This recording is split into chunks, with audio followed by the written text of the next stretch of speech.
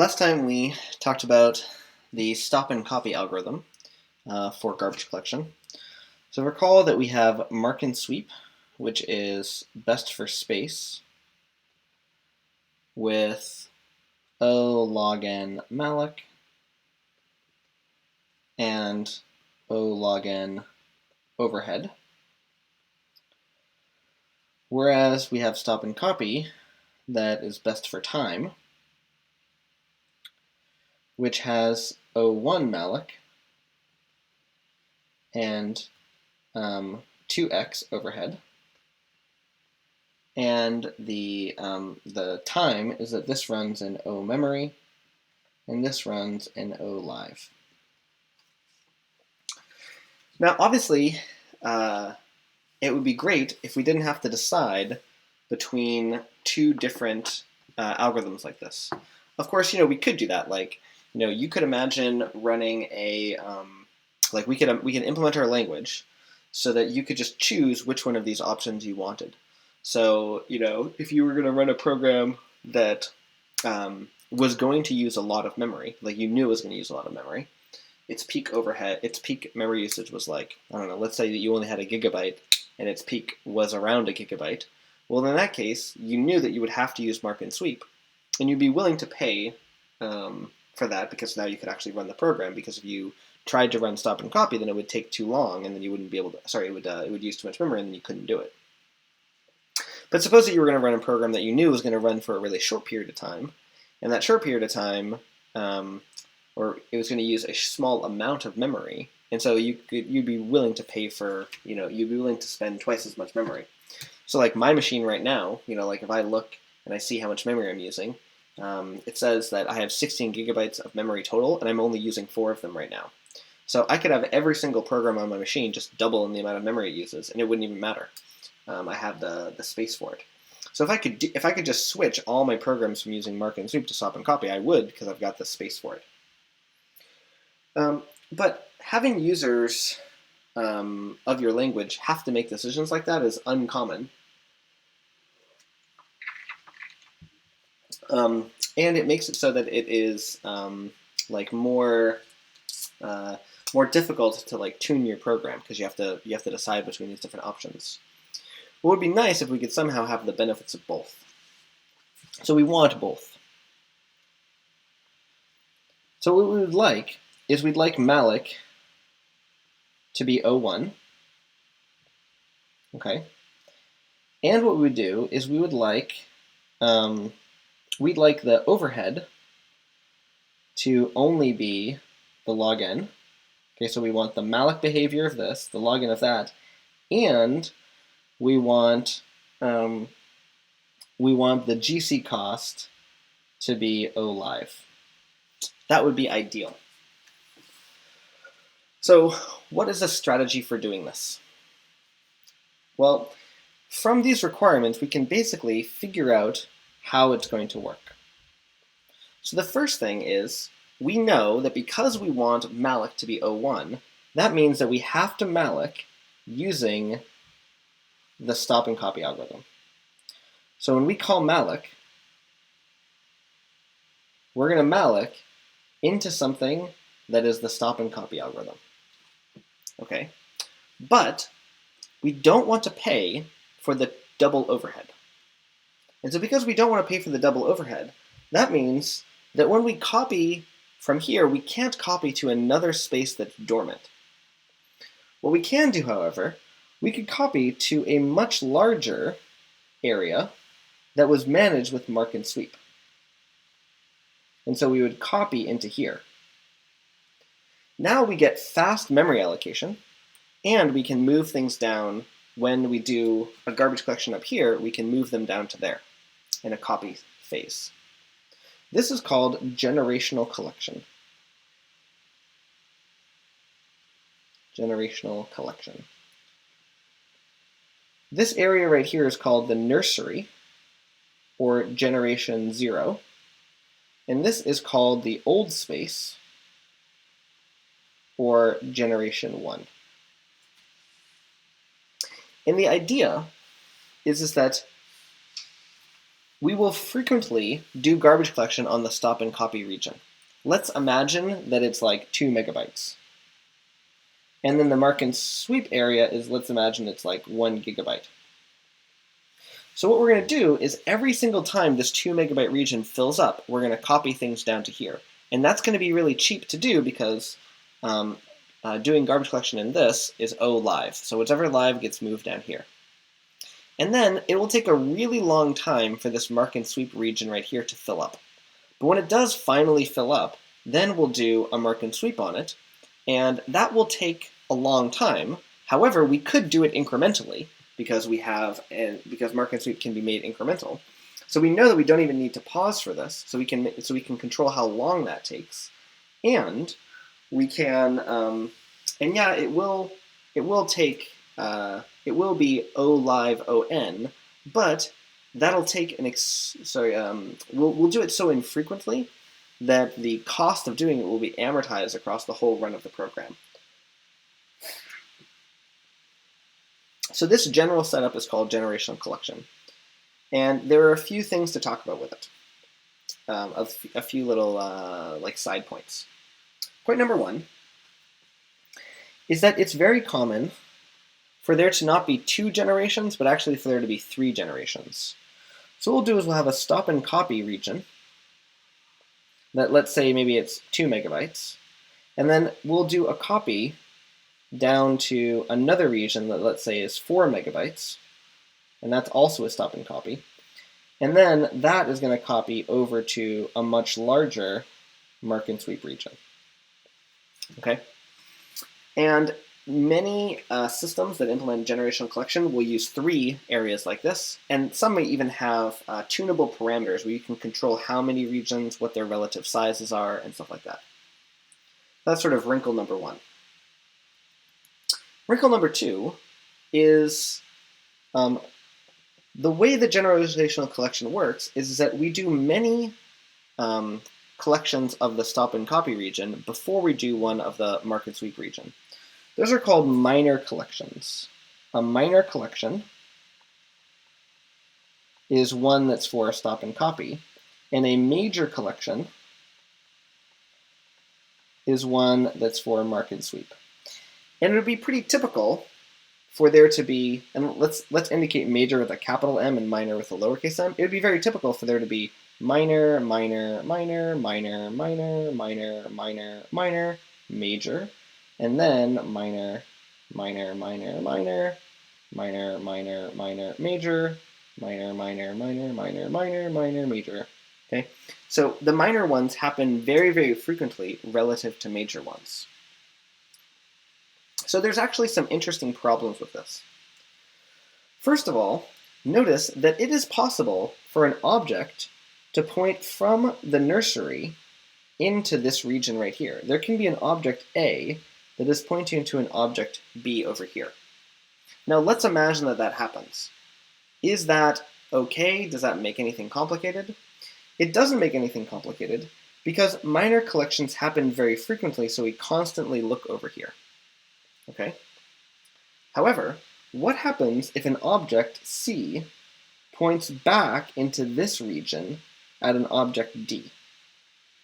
Well, we're never going to look over here until we get to one of these major collections.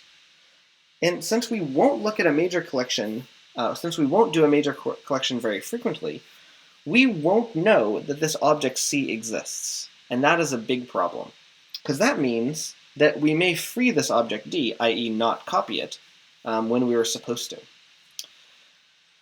So, to solve this, we create something that is called the intergenerational pointer table. And essentially what it does is, if we have our mark and sweep region, and it has an object B, actually it looks like I think I did C,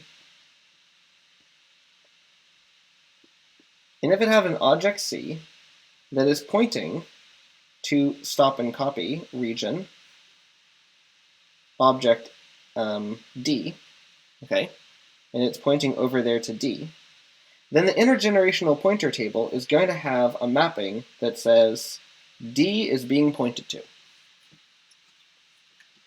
Then what happens is that when we do a collection on the nursery, the stop and copy side, we can look at the intergenerational pointer table and not have to look over here. All right, but how do we actually manage this table? Thing number one is, so we'll call this the intergenerational pointer table, the IGPT. So first of all, major collections reset the intergenerational pointer table. So we blow it away at that point. The next thing that we do is we do something called a write barrier. Here's how a write barrier works. Whenever a pointer is created, check if it goes from old to new. If so, add destination to the intergenerational pointer table. Okay, now what does that really mean? That really means that our code says O.f equals n. So this is what we did before. Our new code looks like this. It says if O is in the old region and n is in the new region, then the intergenerational pointer table, we call the add method on it with n. And then after we do that, we say OF equals n. So whenever we're going to create a reference from one object to another object, we first check and make sure that the old object, if the old object is in the old space and the new object is in the new space, then we add it to this list. So what this means is that these write barriers are going to impose a cost on all work that we do. Every single time we modify a field, we have to check these two things. So this is kind of like reference counting, in that it imposes this quite large cost across all uses of variables in our program, because we have to constantly be monitoring them to make sure that we're not creating these intergenerational pointers.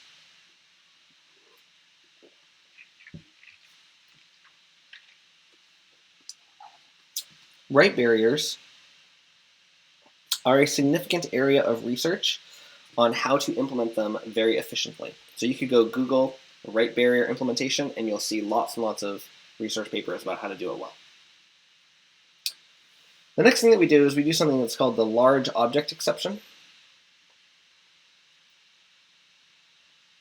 And this is that basically inside of our malloc implementation, if you call malloc on something that's with an argument that's very large, we'll just immediately put it in the mark and sweep area, basically because the space inside of the nursery is there's not a lot of it, you know what I mean? It's precious, so we want to make sure that we use it infrequently. We don't like immediately fill it up right away. All right, now the last thing to say is this good? Now, when I say is this good, I mean we just thought, hey, here's this idea about how to make a new collector that tries to have the best of both worlds, but like, does it actually work? Well, we can test that it actually works by running benchmarks and that sort of thing. And we find that in practice, yes, it does actually work. It really is actually faster in most situations. A question, though, that you might have is, why is it faster? So yes, but why? What exactly makes it fast? And there's this idea that's called the generational hypothesis.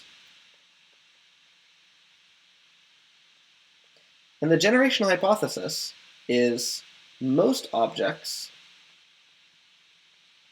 die young. What this means is that we expect that most of the time, when you allocate something, it will have a very, very short life. meaning that you want to allocate it fast and then make it not cost very much to get rid of it. And stop and copy is really good at making things not cost very much. And because the stop and copy space is relatively small, it is rare for an object to be caught in that area after it's been allocated but before it's died.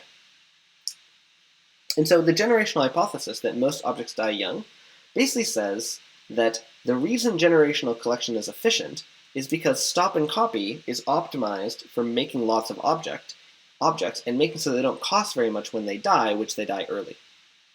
There's an alternative model that's called the decay model, the decay hypothesis. And that's that garbage, i.e. objects, have a half-life. That's a half-life like the idea of radioactive decay. This explanation basically says, imagine that you are going to clean your desk, and you clean your desk every single day. Well, there are certain overheads that come from cleaning your desk, like I have to take everything off the desk, I have to wipe it down, I have to go get the supplies, I have to wash my hands afterwards. There's all this overhead in doing that. And if I wash my desk every single day, it's very rare that it's actually going to be dirty. And so that means that I'm spending all of this effort and not getting very big benefit out of it. In contrast, here's kind of a similar analogy. Imagine that I am expecting packages from Amazon. Well, what I could do is I could check outside on my stoop every 10 minutes. I would constantly be going to the door checking, and most of the time there wouldn't even be a package there. Or what I could do is I could wait and check for my mail exactly one time a day. So that means before I go to bed, I would look and see if there's anything out there. What this is going to do is it's going to make it so that things are going to sit on my stoop all day long, so I'm not going to get them fast, but at least I'm going to save myself the trip and I'm not going to have to go over and over again. Similarly, I could only wash my desk maybe once a week or once every 2 weeks or something like that, and then every time I do it, it'll be very efficient, meaning that I will get a lot of grime off for the amount of work that I put in. So how can we relate this back to garbage collection and generational collection?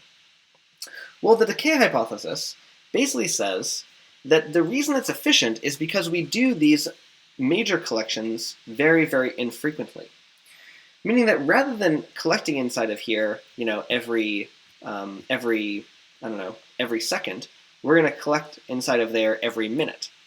So that means that because mark and sweep is already slow, it's this very expensive process, you want it to be as efficient as possible when you do it.